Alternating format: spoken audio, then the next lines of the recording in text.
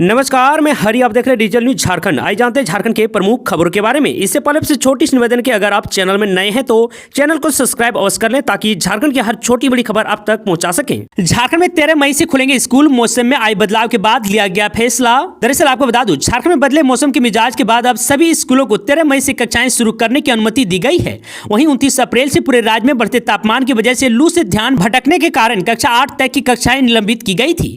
आपको बता दूं, मौसम विभाग में आए बदलाव के कारण कक्षा 9 से 12 तक की कक्षाएं 7 बजे से 11:30 बजे तक की अनुमति थी। वहीं मौसम विभाग में परिवर्तन दृष्टिकोण से सभी स्कूलों में कक्षाएं 13 मई से निर्धारित समय सारणी के अनुसार चलेगी। तो वहीं आपको बता दूं कि स्कूलों के पुराने समय में कोई बड़े बदलाव नहीं किया गया है। स्कूल बंद होने के कारण बच्चों पर इसका प्रभाव पड़ रहा था। सरकार की ओर से कहा गया है कि मौसम का मिजाज बदल जाने के कारण स्कूलों को खोलने का आदेश दिया गया है। यह आदेश झारखंड सरकार के संयुक्त सचिव नंद किशोर लाल की ओर से जारी किया गया है। बसंत सोरेन का दावा, परिवार में वापस लौटेगी सीता सोरेन। दरअसल आपको बता दूं, सीता सोरेन वापस सोरेन परिवार में लौटेगी, इस चर्चा की हवा दे दी है। हेमंत सोरेन के छोटे भाई बसंत सोरेन ने एक मुलाकात के बाद उन्होंने कहा कि सीता सोरेन का मोदी परिवार से मोह भंग हो गया है। आपको बता दूं कि बसंत सोरेन ने दावा किया है कि मोदी परिवार से उनका भ्रम टूट गया है। वह वापस सोरेन परिवार में आना चाहती है। गुरुवार को दोनों की मुलाकात हुई थी। आपको बता दूं, उनके इस बयान के बाद अब चर्चा तेज है कि दुमका की राजनीति में बड़ा खेला हो सकता है। सीता सोरेन ने भी कहा है कि पार्टी और परिवार अलग अलग है, वह अपने परिवार को इतनी जल्दी नहीं छोड़ सकती है। तो वहीं आपको बता दें कि 10 अप्रैल को सीता सोरेन ने बीजेपी प्रत्याशी के तौर पर दुमका सीट से नामांकन किया है। उनके नामांकन में रक्षा मंत्री राजनाथ सिंह भी मौजूद रहे।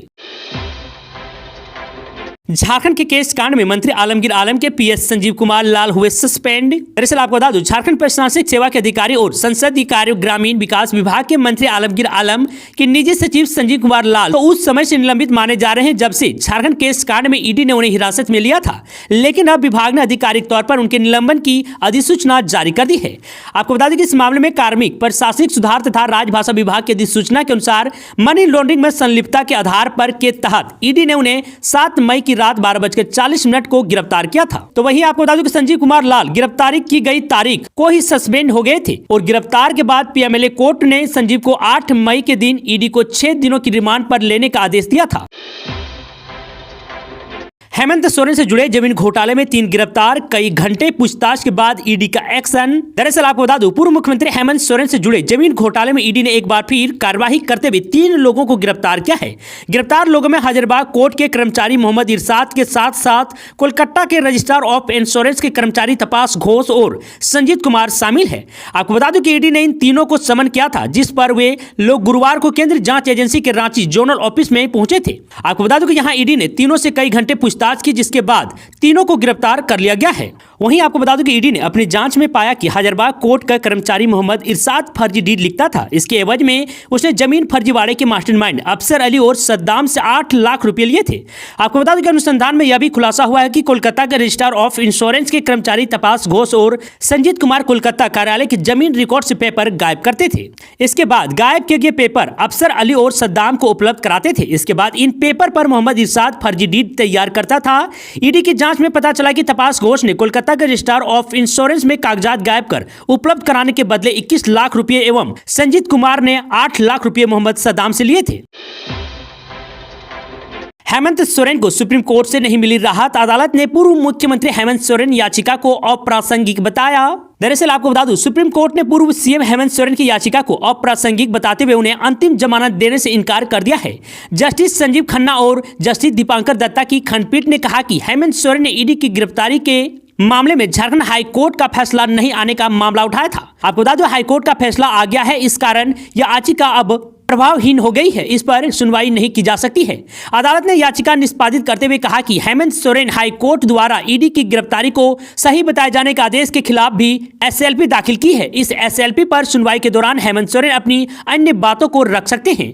बता दें कि हेमंत सोरेन ने पहले सुप्रीम कोर्ट में याचिका दाखिल कर कहा था कि ईडी की गिरफ्तारी के खिलाफ उनकी याचिका पर हाईकोर्ट ने 28 फरवरी को सुनवाई पूरी कर ली थी, लेकिन अभी तक फैसला नहीं सुनाया है। हेमंत सोरेन ने सुप्रीम कोर्ट से जल्द फैसला सुनाने का निर्देश देने का आग्रह किया था। तो वही फैसला आने तक उन्होंने अंतिम जमानत देने का आग्रह किया था। याचिका पर सुप्रीम कोर्ट में सुनवाई लंबी थी। इस बीच 3 मई को हाईकोर्ट ने फैसला सुनाते हुए हेमंत सोरेन याचिका खारिज कर दी और गिरफ्तारी को सही बताया था। तो वही याचिका खारिज किए जाने के खिलाफ हेमंत सोरेन ने सुप्रीम कोर्ट में याचिका दाखिल की है, जिस पर 13 मई को सुनवाई निर्धारित है।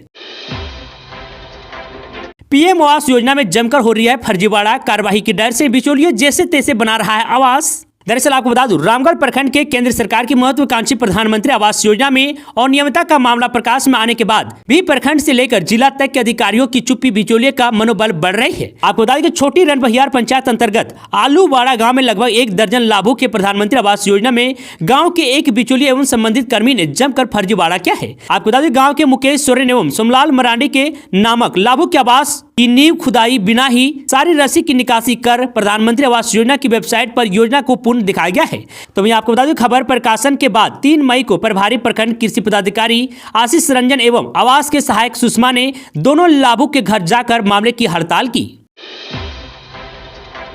मैंने पहले ही कहा था, सीएम अरविंद केजरीवाल को जमानत मिलने पर कल्पना सोरेन का बड़ा बयान। दरअसल आपको बता दूं, झारखंड के पूर्व मुख्यमंत्री हेमंत सोरेन की पत्नी कल्पना सोरेन ने दिल्ली के सीएम अरविंद केजरीवाल को जमानत मिलने पर अपनी पहली प्रतिक्रिया दी है। उन्होंने जमानत मिलने पर खुशी जताते हुए सीएम अरविंद केजरीवाल और उनकी पत्नी सुनीता केजरीवाल को हार्दिक बधाई दी है। साथ ही केंद्र सरकार पर जमकर हमला बोला है। उन्होंने इंडिया गठबंधन की जीत का भी दावा किया है। आपको बता दूं, झारखंड के पूर्व मुख्यमंत्री हेमंत सोरेन की पत्नी कल्पना सोरेन ने सोशल मीडिया प्लेटफॉर्म एक्स पर लिखा, तानाशाही ताकतों को यह दिखाना है कि देश बाबा साहेब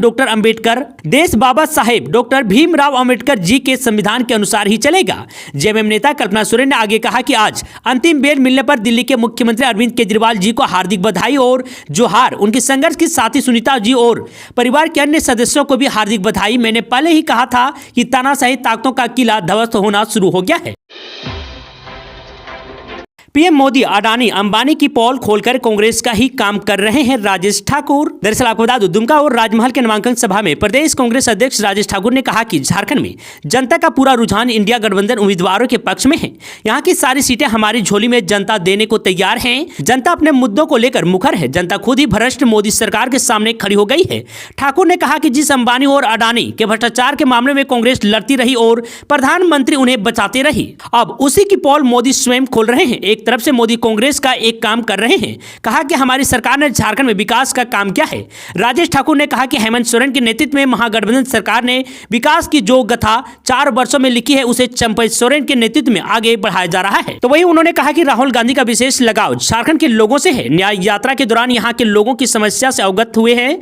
यहाँ के आदिवासियों के वर्षों पुरानी चीर परिचित सरना धर्म कोड की मांग को पूरा करने का वादा किया है। उसे कांग्रेस की घोषणा पत्र में जगह भी दी गई है। आपके सामने विकास को चुनने का बेहतर अवसर और विकल्प मौजूद हैं। इस अवसर को हाथ से ना जाने दे। मोदी शाह की जोड़ी ने देश के अपने धन कुबेर मित्रों को लाभ पहुंचाने की सारी हदें पार कर दी है, लेकिन किसानों गरीबों आदिवासियों के लिए उनके पास कोई सोच नहीं है। पीओके लाने की बजाय कांग्रेस झारखंड में गरजे अमित शाह। दरअसल आपको बता दूं, 10 मई को केंद्रीय गृह मंत्री अमित शाह झारखंड दौरे पर हैं और उन्होंने खूंटी में जनसभा को संबोधित किया है। उन्होंने कहा कि इसी भूमि से भगवान बिरसा मुंडा ने भारत से अंग्रेजों को निकालने का आंदोलन सबसे पहले शुरू किया था। तो वहीं आपको बता दें, उस आंदोलन यहां से लेकर नागपुर तक और समग्र देश में क्रांति की ज्योति शुरू की थी। 2025 में भगवान बिरसा मुंडा की 150वीं जयंती आएगी। उन्होंने आगे कहा कि मोदी जी ने 2025 को जनजातीय गौरव वर्ष के रूप में मनाने का निर्णय लिया है।